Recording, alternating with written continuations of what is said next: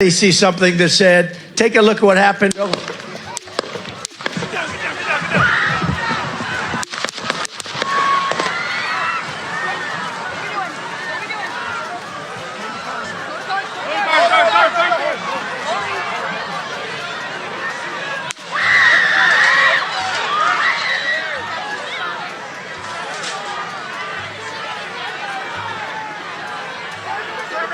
Former U.S. President Donald Trump was swiftly removed from the stage shortly after the start of his rally in Pennsylvania on Saturday, July 13th, following gunshots directed towards him.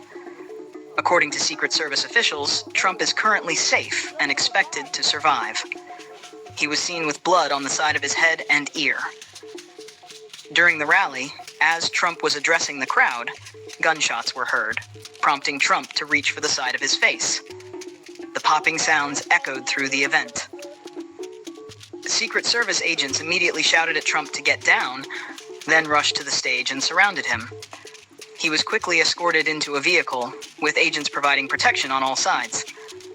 In a statement posted on X, a Secret Service spokesperson confirmed, "The former president is safe."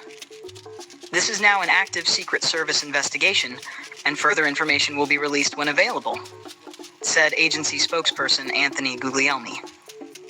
Trump's spokesperson Stephen Chung expressed gratitude for the swift response of law enforcement and first responders, stating, "The former president thanks law enforcement and first responders for their quick action during this heinous act. He is fine and is being checked out at a local medical facility.